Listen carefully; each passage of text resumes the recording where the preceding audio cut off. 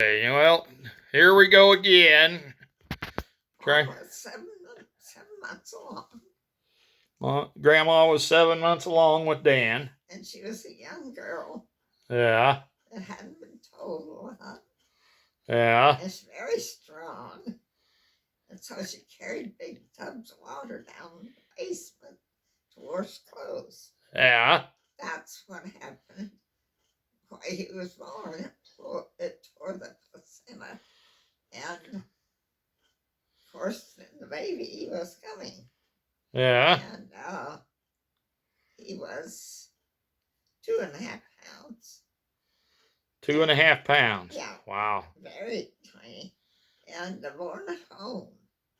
And we had this old cooking range, they called them. Their old cooking stove. Was it wood? Well, they put it, cook, of course it was pure wood and coal and stuff. Corn cobs. Corn cobs to start fires and all Okay. that. And then on the oven door, they opened the oven door. They fashioned a little, I don't know what it was.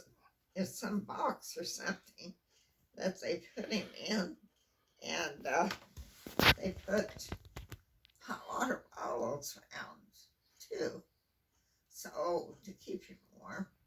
And they fed him Mom's breast milk that they pumped it, and because he couldn't nurse, and they fed him with an eyedropper, a little drop at a time, Eyedropper, huh? Yeah. Yeah.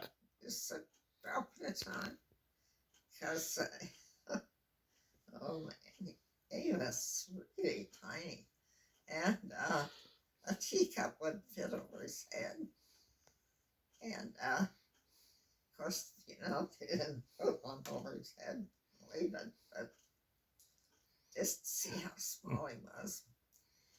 And eventually,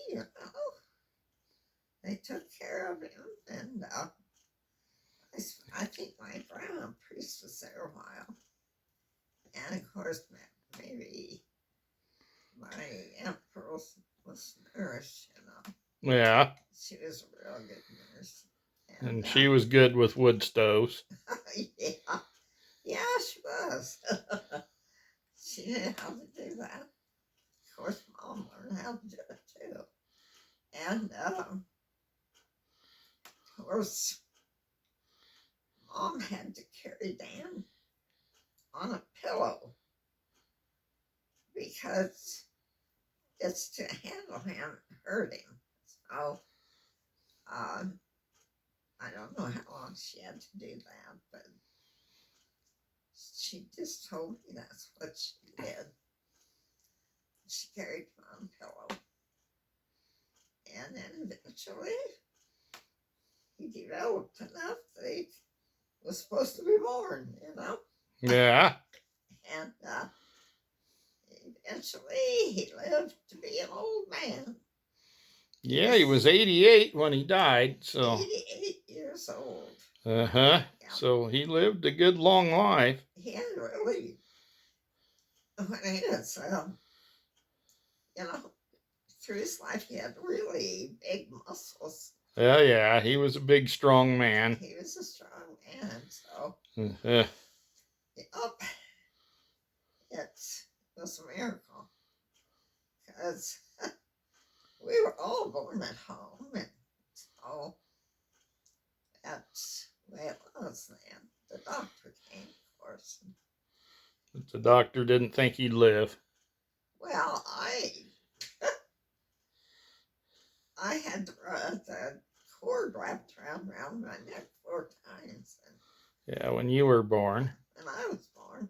Yeah. So, that was touch and go. And you were purple or something? Yeah. I was a poor black child. You was born a black child? Yeah, because I was choked. Yeah. And I must have been too active in the womb. Yeah, you just got to fighting it and turning over and over and over, apparently, huh? I must have. But Mom said she never seen a doctor work so hard and fast in her life as he did. Get that unwrapped and save my life. Oh. Yeah. But look how long I've lived. Oh, yeah. You'll be 92 soon. Yep. Not long, you'll be 92. I know.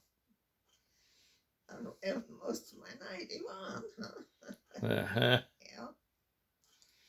Well, that's good. We'd just as soon keep you as long as we could. Well, always, and this is my comfort, it's up to God. Yeah. Because He knows. Yeah. We don't know. And He has a plan for you, so. Yeah. Well, He told me to help you. Uh, And Karen and Jack and Jenny. yeah. And what's her? And little Miss Samantha, of course, and little Brian. Uh-huh. And what's her boyfriend's name? Tyler. Tyler. I keep forgetting. Yeah. Yeah. He said he had Purple Hearts. Yeah. Well, he's got wounded, so I knew he was wounded really bad. He's got like an artificial knee and stuff. So. Oh, does he? Yeah. He's had been wounded other places too. I think one was head injury that was pretty bad. So. He just said he had 5 Purple Hearts. Gee. Yeah, he's seen some action. That must have been terrible. Where was he? Oh, over there in the Mideast and all that mess, you know. Jeez. Uh-huh. Was he in Afghanistan? Yeah, I think so. Oh, boy. Uh-huh. Whew. Yep. He must have been awful young, wasn't he? Yeah, he was young. He went in young. Yeah. So that's it. That's how it goes. So. Yeah. But yeah, well, I guess that's. I suppose I'll quit videoing you now. Well, Dan, you know, survived.